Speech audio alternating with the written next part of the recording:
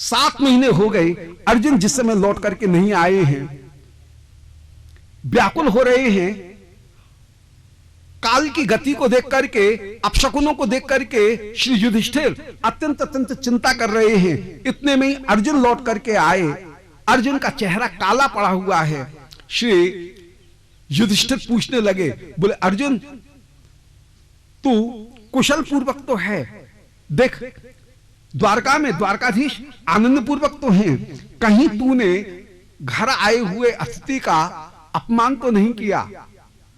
जो शरणागत हैं, रोगी बालक वृद्ध स्त्री, उनको भोजन कराए बिना तेने कहीं पहले तो भोजन नहीं किया। अगम्य स्त्री में तो तूने गमन नहीं किया। फिर विचार कर रहे हैं नहीं नहीं, ये सारे दोष तुझमें नहीं बन सकते हैं। कहीं तेरे इष्ट श्री प्रभु तेरा त्याग करके तो नहीं चले गए? जो कृष्ण का नाम लिया, अर्जुन तो हुहाटे से रोदन करने लगे और बोले वंचितो हम महाराज हरिणा बंध रूपिणा। बोले महाराज आज कोई दूसरा ठग लेता तो दुख नहीं था, हाय ठगा उसने जो कि बंधु बन करके आया।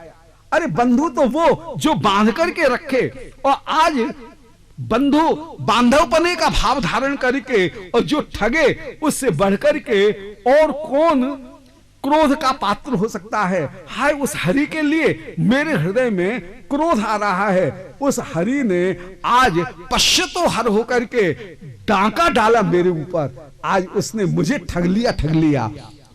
देखो जिन श्री प्रभु ने, श्री कृष्ण ने मुझे पहले तो अपूर्व तेज प्रदान किया, और येन मेप हतम तेज, और उन्होंने मेरे तेज का ही हरण कर लिया। मेरा वो तेज जो देवताओं को भी विस्मरण करने वाला है, वो तेज उन हरि ने हरण कर लिया, और वो भी देखते देखते।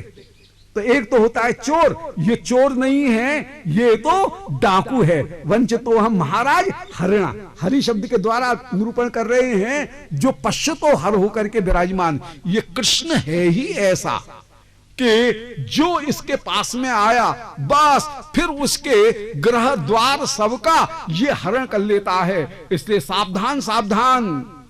ग्रीवा भंगिस्त्रय परिचिताम साच विस्तीर्ण दृष्टिम वंशी न्यस्तार हर किसलयाम सुस्मिताम श्रीमुखेनो गोविंदाक्षाम हरितनिमितः केश कंठोपतीर्थे मां प्रेक्षिष्ठा तब यदि सखे बंद संगेस्त रंग। बोले भैया यदि तुमको अपनी घर द्वार गृहस्थी संभालनी है तो सावधान सावधान, खबरदार। पहले से ही ये निशान लगा दिया गया है कि जितने भी मछुआरे हैं, यहां पर बड़ी बड़ी सुनामी उठने वाली है, यहां पर कभी भी किनारे पर मत आना, दूर हट जाओ दूर हट जाओ। ऐसे ही रूप की ऐसी लहर उठेंगी कि इन लहरों में तुम डूब जाओगे। मां प्रेक्षिष्ठा, खबरदार इस गोविंद रूप का दर्शन कभी भी मत करना, कभी भी मत करना। ये महाचोर घूम रहा है। भाई कहां घूम रहा है? बोले केशी तीर्थ के पास में, यमुना जी के किनारे। इसका आवागमन निरंतर निरंतर होता रहता है। ग्रीवा भंगिस्त्रय परिचिताम, वो त्रिभंग ललित है, साच विस्तीर्ण दृष्टिम, बड़ी बड़ी उसकी आंखें हैं। वंशी न्यस्ता धर किसलयाम, उसने अधर के ऊपर वंशी रख रखी है, मुख के ऊपर बड़ी मुस्कान है। उसका नाम गोविंद है, और भी बहुत से नाम रख रखे हैं, परंतु प्रसिद्ध नाम उसका गोविंद ही है। ऐसे गोविंद का खबरदार दर्शन मत करना, मत करना। वो चोर है, चोर। वो तुम्हारे गृह द्वार सबका हरण कर लेगा, फिर तुमको घर द्वार अच्छा नहीं लगेगा। आज वंचितो हम महाराज हरिणा बंधु रूपणा, उस हरि के द्वारा ही मेरा हरण कर लिया गया है। उस हरि ने मेरे सर्वस्व को हरण कर लिया। हाय मेरे चित्त को हरण करके वे कहां चले गए हैं, कहां चले गए? जिन कृष्ण की कृपा से हमने द्रौपदी को स्वयंवर में वरण किया, जिन कृष्ण की कृपा से हमने जुआ में जब हम हारे, वनवास के वे 12 वर्ष, 1 वर्ष अज्ञातवास, उनको जिनकी कृपा से हमने पूरा पूर्ण किया, हाय, यदि कृष्ण नहीं होते तो क्या हमारे प्राणों की रक्षा हो सकती? क्या हमारी लज्जा की रक्षा हो सकती थी? क्या दादा, उस दिन की बात आपको याद होगी जब आपने जुआ में अपने सारे राज्य को लगा दिया, अपने भाइयों को भी लगा दिया, जब अपने आप को भी आपने दांव पे लगा दिया और आप स्वयं को भी आप हार गए। दुर्योधन बोला, बोले धर्मराज, अभी आपके पास में एक रत्न और विद्यमान है। बोले कौन? बोले द्रौपदी। आपने द्रौपदी को भी दाव के ऊपर लगाया। शकुनी ने पांसे फेंके और पांसों के ऊपर हाथ रखते हुए बोला, बोले धर्मराज, ये दाव भी दुर्योधन ने जीत लिया है।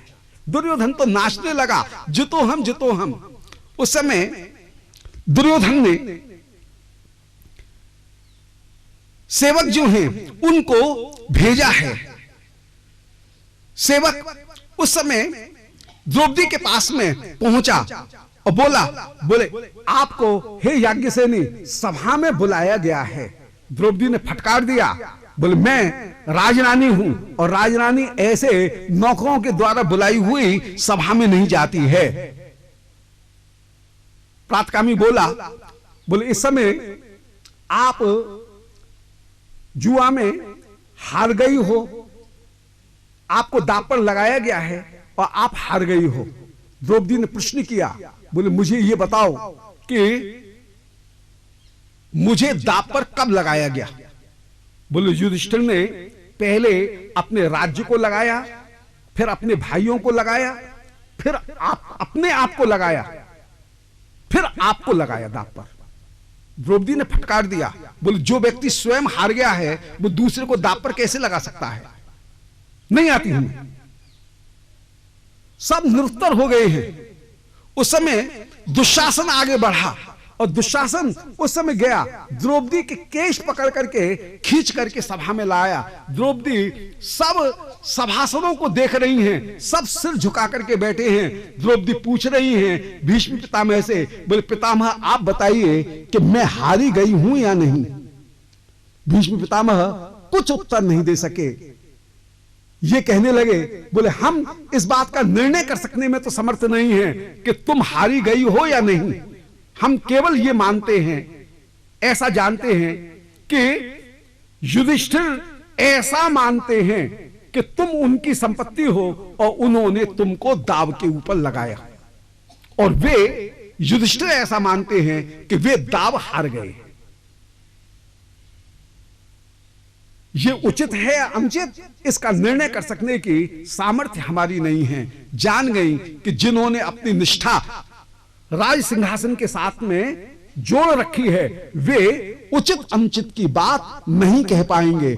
आर्त होकर के द्रौपदी उस समय श्री प्रभु को पुकारी कि कृष्ण कृष्ण महायोगिन विश्वात्मन विश्व भावनो प्रपन्नाम पाहि गोविंद कुर मध्येव सीदतीम। बोले हे कृष्ण कृष्ण, हे महायोगिन, हे विश्वात्मन, हे विश्व को उत्पन्न करने वाले, हे गोविंद रक्षा करें, रक्षा करें। आज इन कौरवों के बीच में मैं व्याकुल हो रही हूं। हमारे हरि तुरंत दौड़े हुए चले आए। दो ही बार जल्दी मची, या द्रौपदी परित्राणे या गजेंद्र से मोक्षणे। या तो द्रौपदी की रक्षा करते समय या गजेंद्र की रक्षा करते समय कितनी जल्दी आए। बोले द्रौपदी के नेत्रों से जो आंसू गिरे वो पृथ्वी के ऊपर नहीं गिरे हैं। पदयो पतिताश्रु मुक्षा, श्री कृष्ण के चरणों के ऊपर ही द्रौपदी के नेत्र के वो बिंदुएं पड़ी हैं। आप दुशासन से बोले सामर्थ्य हो तो खींच ले वस्त्र। दुशासन मूर्छित होकर के गिर गया, वस्त्र का ओर छोर नहीं मिला है। उस समय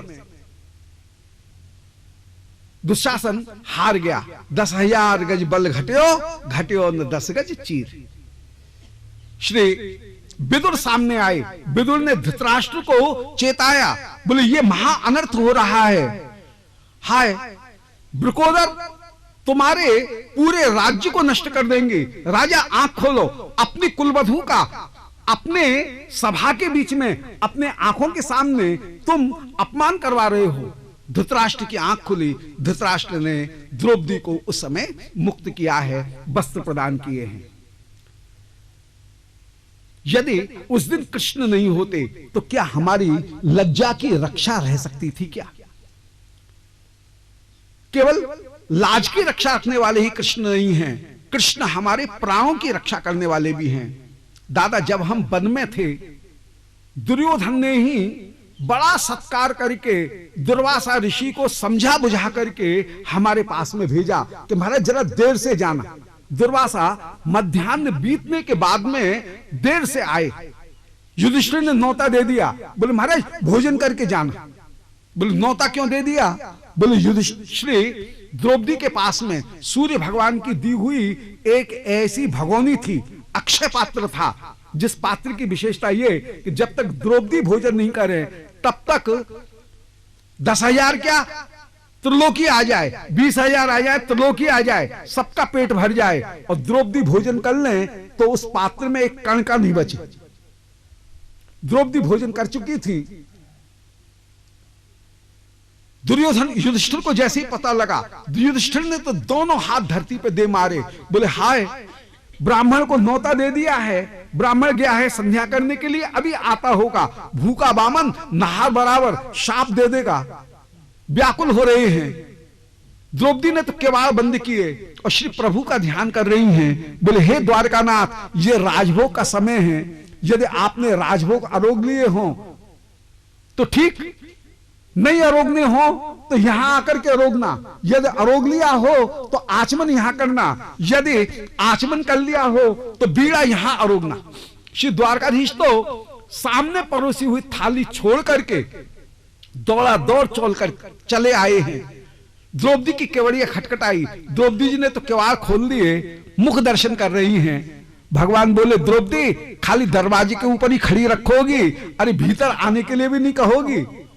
सामने परोसी हुई थाली छोड़ करके आए हैं, डाल का टूटा और पंगत का छूटा, फिर ठिकाना नहीं मिलता है। सामने छोड़ी परोसी हुई थाली छोड़ करके आए हैं, जो कुछ भी हो ले आओ।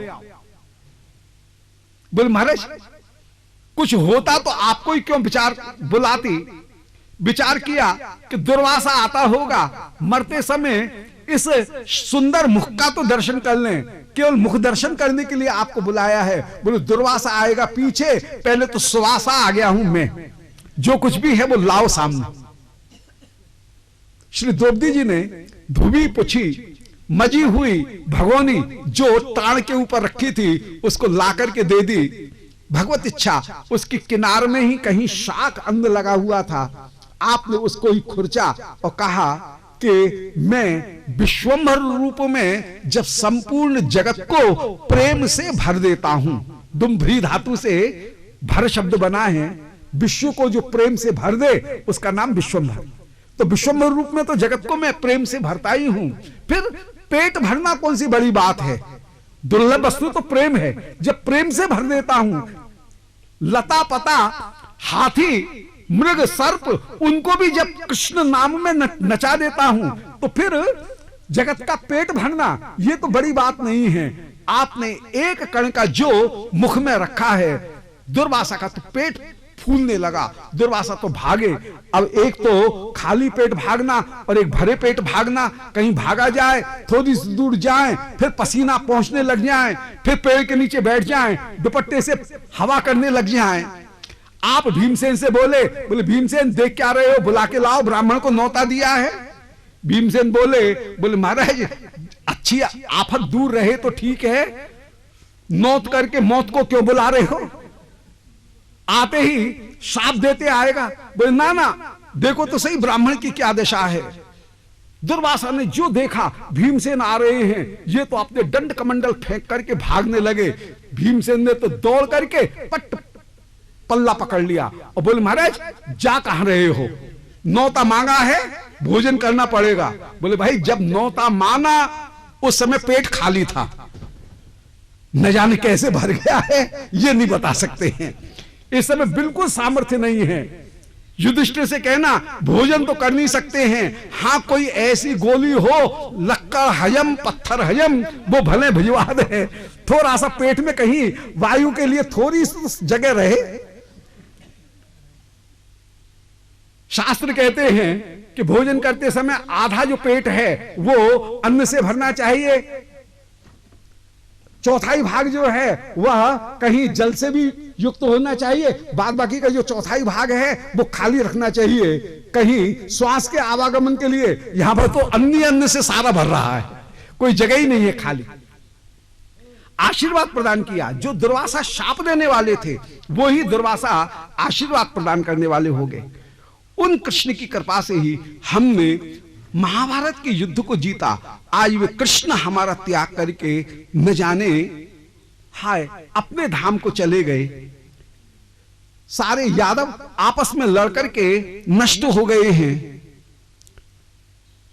ये जो सुना युधिष्ठिर को बड़ा दुख हुआ। युधिष्ठिर उस समय महाप्रयाण के ऊपर चल दिए हैं। परीक्षित महाराज को राज्यगद्दी तुरंत समर्पित की है। उत्तर दिशा की ओर बिना लक्ष्य का निर्धारण किए हुए चले जा रहे हैं। सब पांडव, इनके पांडवों के भीतर जो देवताओं के अंश थे वे देवताओं के अंश तो गलगल करके हिमालय में ही गिर गए, द्रौपदी इत्यादि। युधिष्ठिर सीधे स्वर्ग तक पहुंचे हैं। युधिष्ठिर में भी जो धर्म का अंश था वह अलग हो गया। युधिष्ठिर सारे पांडव तो श्री कृष्ण के नित्य परकर होकर के द्वारका में आज भी कृष्ण पार्षद रूप में, मूल जो पांडव हैं वे तो कृष्ण परकर रूप में विराजमान। पांडवों में जो देवताओं के अंश थे वे देवताओं के अंश उस समय मृत्यु लीला को दिखाते हुए अपने अपने लोकों में विराजमान हुए हैं, लोकपाल होकर के विराजमान हुए। यदि किसी लोकपाल ने भगवत आराधन किया होगा तब तो जाकर के उनका मोक्ष हो जाएगा, अन्यथा वे अपने भोगों को भोगते हुए विराजमान होंगे। इंद्र का अंश इंद्र में जाकर के मिल गया। अर्जुन में जो था धर्म का अंश युधिष्ठिर का धर्मराज में जाकर के मिल गया। नकुल सहदेव अश्विनी कुमार के जो अंश हैं उनमें मिल गए। वायु का जो अंश है भीमसेन में वो वायु में मिल गया। तो जितने भी ये इंद्राणी का जो अंश द्रौपदी में है वो इंद्राणी में जाकर के मिल गया। परंतु जो मूल जो पांडव हैं वो मूल पांडव द्वारका परकर होकर के ही निरंतर निरंतर नित्य पार्षद होकर के ही विराजमान है। श्री पांडवों के स्वर्गारोहण को जो श्रवण करेंगे उनको भगवत गति की सिद्धि की प्राप्ति होगी। तो लब्ध्वा हरौ भक्ति मुपैत सिद्धिम, भगवान की भक्ति को प्राप्त करके कृष्ण सेवा सुख को ही वे प्राप्त करेंगे। इस चरित्र के द्वारा एक उपदेश रस को साधकों के लिए अपने लिए दिया गया, और वो ये कि जो सुख दुख प्राप्त हो रहे हैं उन सुख दुखों को प्राप्त करते हुए भी उनकी ओर ध्यान न देकर के साधक को साक्षी भाव से विराजमान होकर के मुख्य रूप में अपना जो लक्ष्य है उस लक्ष्य को ही प्राप्त करने का प्रयत्न करना चाहिए। सुख दुख अपने आते रहेंगे जाते रहेंगे, साधक का निज भाव और निज स्वरूप इन दो वस्तुओं को उसको सर्वदा पकड़ करके रखना चाहिए। युधिष्ठिर ने भी अपना निज स्वरूप और निज भाव उनको तो पकड़ करके रखा, और उस निज स्वरूप और भाव के द्वारा तो कृष्ण सेवा प्राप्त करते हुए विराजमान हुए। और समय के अनुसार जो इंद्रादिकों के सुख दुख आए उन सुख दुखों को भोग करके ये उनको अलग करके निज स्वरूप भाव में कृष्ण सेवा करते हुए ही विराजमान हुए। श्री परीक्षित महाराज जब राज्यगद्दी के ऊपर बैठे, इन्होंने अपने राज्य में कलयुग को आया हुआ देखा है। अपने सुंदर रथ में जिसमें श्याम साज लगा हुआ है, काले घोड़े जिसमें लगे हुए हैं, इनको काला रंग इतना प्यारा कि बस घोड़े भी काले रंग के, घर रथ का जो साज है वो भी काले रंग का। सोलंकृतम श्याम तुरंग योजितम रथम मृगेंद्र ध्वजमाश्रितम पुरा, सिंह की जिसमें ध्वजा शोभा को प्राप्त हो रही है, ऐसे उस रथ के ऊपर बैठ करके दिग्विजय करने के लिए निकले हैं। इन्होंने प्राची सरस्वती के किनारे एक आश्चर्य देखा। क्लेश का कारण क्या है इसको हम आपको क्या बताएं, हम नहीं जानते। आप स्वयं ही विचार करो क्लेश का क्या कारण हो सकता है। कुछ लोग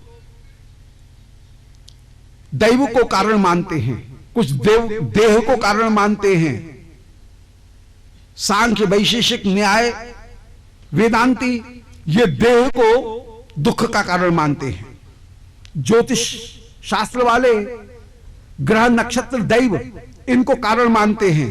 मीमांसक कर्म को कारण मानते हैं। जो नास्तिक हैं वे स्वभाव को कारण मानते हैं। जो वैष्णव हैं वे जीव के अपने कर्म को कारण मानते हैं।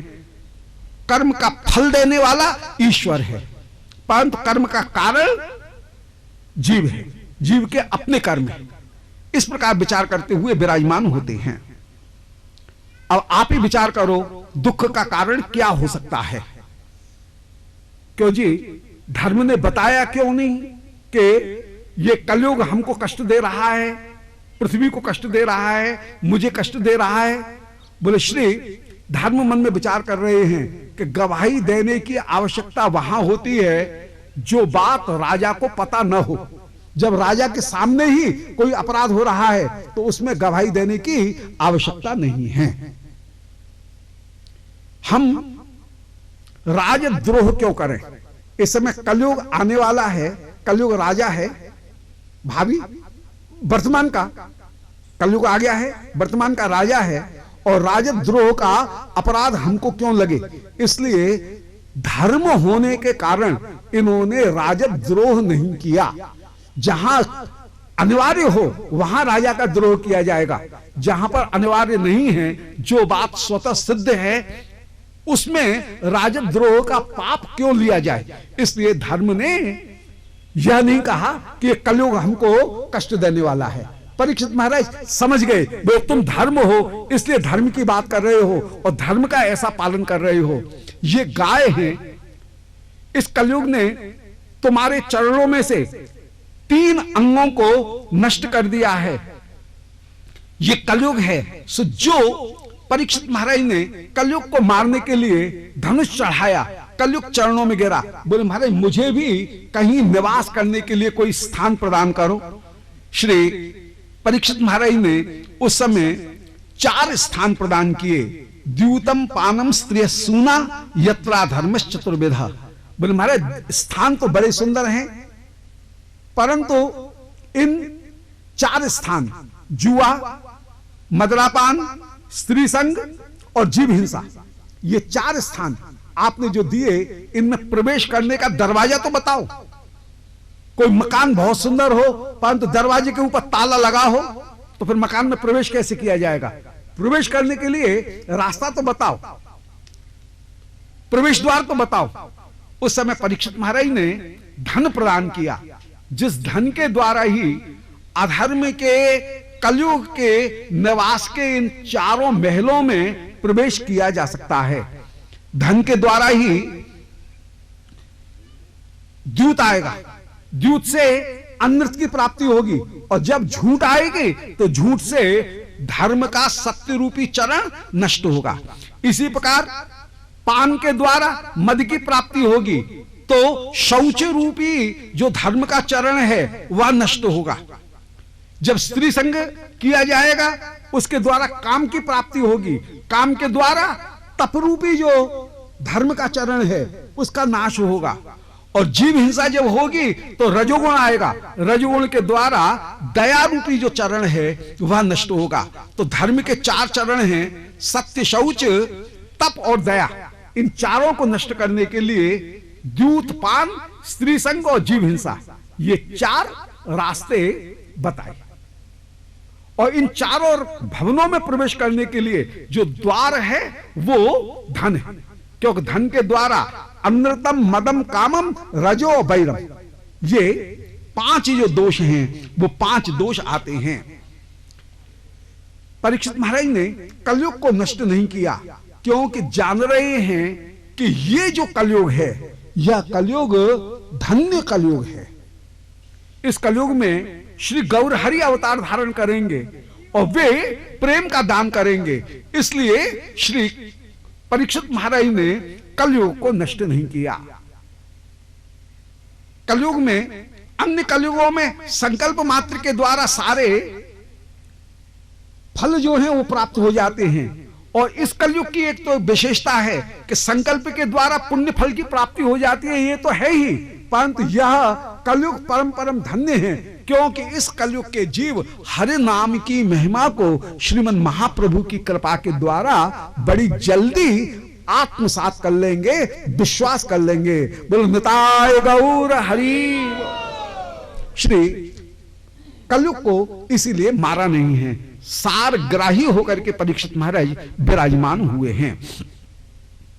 श्री कृष्ण मन में विचार कर रहे हैं कि मेरा ये परीक्षित इतना प्यारा मेरा भक्त है, अरे ये प्रजा में धर्म की स्थापना करते हुए विराजमान है, इसने कलयुग को दंड दिया, धर्म के चारों चरणों का पुनः स्थापन किया, अब ये कब तक धर्म की स्थापना में लगा रहेगा, जल्दी से मेरे पास में आए। श्री ठाकुर के हृदय में भी परीक्षित से मिलने की उत्कंठा उत्पन्न हुई, अतः आपने लीला विस्तार करके परीक्षित को ब्राह्मण का शाप लगवा दिया।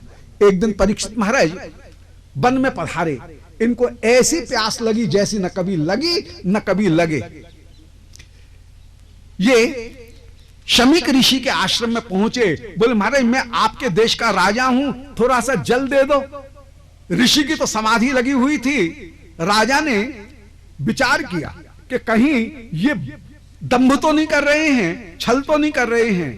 सो धनुष की कोटि से एक मरे हुए सर्प को उठा करके ऋषि के गले में डाला, और जो ये बाहर निकले हैं इनके पुत्र श्रृंगी, उन्होंने कौशिकी ऋषि नदी के जल को लिया और शाप देते हुए बोले कि जिसने मर्यादा का उल्लंघन किया है उस परीक्षित को आज से 7वें दिन तक्षक सर्प दंशन करेगा।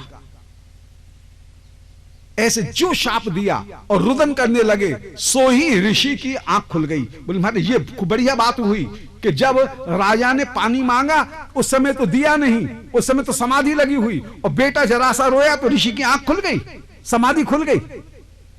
ये कैसी समाधि? बोले ना ना, इसमें कारण भगवत कृपाई है। यदि ऋषि की समाधि नहीं खुलेगी और परीक्षित महाराज को इस शाप का पता नहीं लगेगा तो परीक्षित महाराज कैसे ग्रह का त्याग करेंगे? श्री कृष्ण की कृपा के द्वारा परीक्षित के हृदय में वैराग्य उत्पन्न करना एक कारण, ये शाप का जो कारण है वो शाप का कारण है वैराग्य उत्पन्न करना, परीक्षित के हृदय में अपूर्व उत्कंठा उत्पन्न करना। फिर इस शाप के कारण ही श्री सुखदेव जी के हृदय में अपूर्व कृपा और श्री सुखदेव जी का आगमन। शाप नहीं होता तो सुखदेव जी कभी आते ही नहीं। परीक्षित न गंगा जी के किनारे आते, न सुखदेव जी कभी गंगा जी के किनारे आते, और श्रीमद् भागवत का सुखदेव जी दान नहीं कराते, तो श्रीमद् भागवत का प्राकट्य ये दूसरा कारण। और श्रीमद् भागवत के द्वारा केवल परीक्षित का उद्धार नहीं, अनंत अनंत रसिक जनों का उद्धार, ये 3 कारणों के लिए ये शाप हुआ है। परीक्षित के संसार की निवृत्ति, श्री सुखदेव जी के द्वारा श्रीमद् भागवत का कह करके और सुन करके स्वयं आस्वादन लेना, और जगत का कल्याण होना, रसिक जनों का।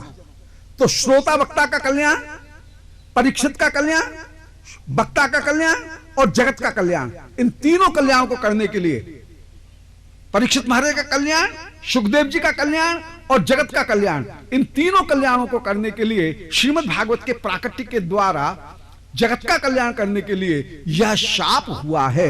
श्री परीक्षित महाराज उस समय आनंद पूर्वक पधारे। वैष्णव आचार्यों ने निरूपण किया कि जो शुद्ध भक्तगण हैं उनमें कभी भी विकर्म बनते ही नहीं हैं,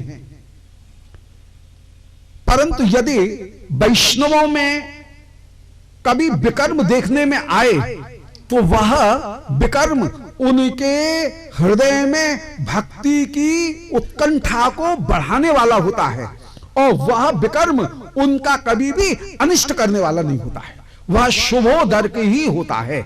एक सुंदर शब्द दिया, शुभोदर्क, शुभ को ही उत्पन्न करने वाला होता है। इस शाप के द्वारा परीक्षित का कल्याण ही हुआ और परीक्षित का संसार छूटा। संसार छूट करके प्रेम सुख की प्राप्ति, यही इसका मुख्य लक्ष्य था। कोई कोई अज्ञान में कह देते हैं कि परीक्षित महाराज ने सोने का मुकुट पहन रखा था और परीक्षित ने ये वरदान दिया था कलयुग को कि तू सोने में निवास कर। इसलिए कलयुग परीक्षित के मुकुट में घुस गया और परीक्षित को दबा दिया। बस ये सब बाह्य बात, ये रसिकों के लिए उचित नहीं है, रसिक इसे पसंद नहीं होते हैं। तत्वतः यहां पर कृपा ही कारण है, अन्यथा परीक्षित के ऊपर कलयुग की क्या सामर्थ्य कि परीक्षित के ऊपर वह अपना प्रभाव दिखा सके, जब सामान्य भक्तों में भी प्रभाव नहीं दिखाते हैं। परीक्षित तो परम सिद्ध हैं, जिनको कृष्ण दर्शन की प्राप्ति मां के गर्भ में हो गई, तब उनके ऊपर तो कलयुग का प्रभाव कभी हो ही नहीं सकता है, त्रिकाल में नहीं हो सकता है।